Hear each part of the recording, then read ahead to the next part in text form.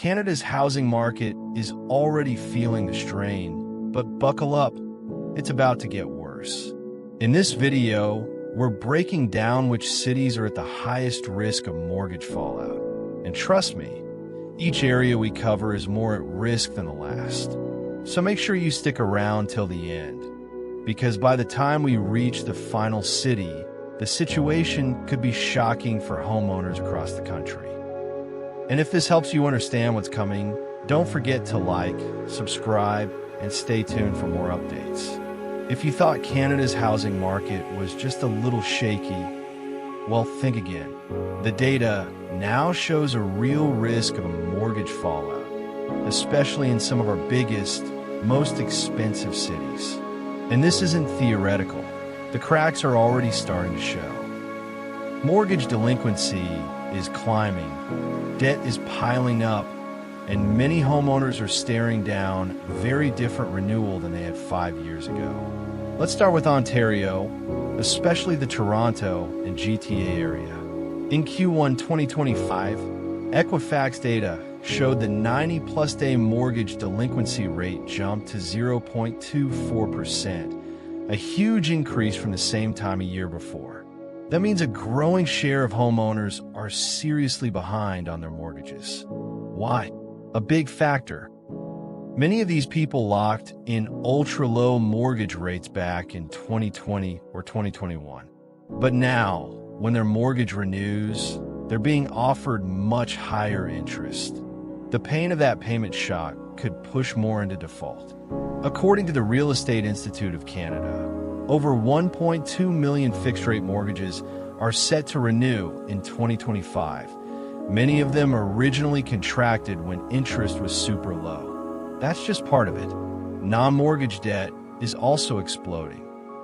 According to Equifax, Ontario is seeing a huge spike in missed payments not just on mortgages, but on credit cards, auto loans, and more.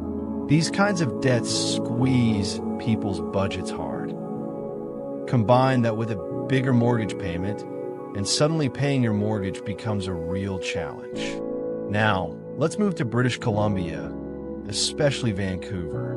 BC's delinquency rate for mortgages 90-plus days past due is rising too. Equifax reports it hit 0.18% in Q1-Q2 2025. For many in BC, the amount they owe is massive, and renewing at a higher rate while juggling other debt could force them into a corner. Nesto, a mortgage broker company, warns that this could lead to more power-of-sale situations, where lenders take back properties because payments aren't being made. That would mean forced sales, which could knock down local home values if a wave hits. Then, there's Alberta, places like Calgary and Edmonton.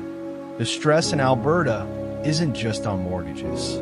Equifax's Q2 2025 report says non-mortgage 90-plus day delinquency rates in Alberta hit 1.98%, well above the national average. High non-mortgage debt means people are already struggling, and adding a bigger mortgage payment could finally push some over the edge. Nesto also points out that with high debt loads and these renewal shocks, defaults may increase this year. Here's another layer. The Real Estate Institute of Canada warns that if even 5% of those renewing mortgages default, that could mean $15 billion in bad debt. That number is not small. Plus, many of the mortgages up for renewal were originally locked in when interest rates were at or below 1%. Those same payments could be getting renewed in the 4 or 5% range, or even higher for some people. And just to be clear, this isn't just about future risk. Some of this stress is already here. Delinquency isn't a curve way off in the horizon. Equifax's most recent reports show that both mortgage and non-mortgage delinquencies have spiked significantly in just the last year. For people in places like Ontario, BC, and Alberta, that means the possibility of more foreclosures, forced sales, or simply people walking away under financial pressure, is real. Now, let's talk about what this means for you. If you own a home in Toronto or the GTA and your mortgage is up for renewal, there's a serious question you need to ask. Can you afford the next payment? If not, you might be facing a tough choice: renegotiate, refinance, or risk default. If you're in Vancouver, you likely already owe a lot, and a renewal shock could force you to lean on credit just to pay. That's a dangerous game, because if debt piles up too much, you may not be able to hang on. And in Alberta, even if your mortgage was relatively safe, non-mortgage debt could be your undoing. High credit card balances or car loans plus a big mortgage renewal, that's a pressure cooker. This isn't just academic. The Office of the Superintendent of Financial Institutions, OSFI, Canada's financial watchdog, has repeatedly flagged mortgage renewal risk as one of the biggest threats to financial stability.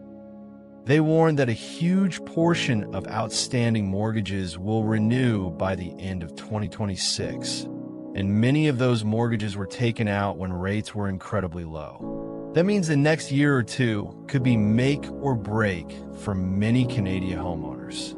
So what should you actually do if you're worried? First, watch the data. Equifax reports on credit stress quarterly, and you can follow regional delinquency trends. Second, consider your options before your mortgage renews. Talk to your lender, shop around, or build a buffer. Think about worst-case scenarios. What would happen if you had to sell, or if you couldn't refinance?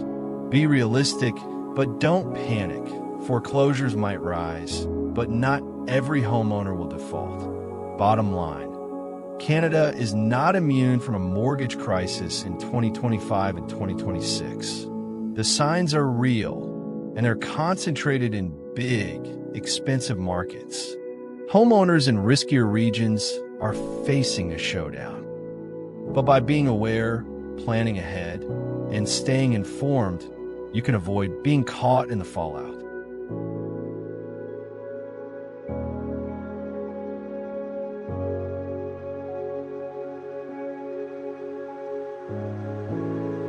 If you enjoyed this deep dive, if this hit home or made you think, please subscribe.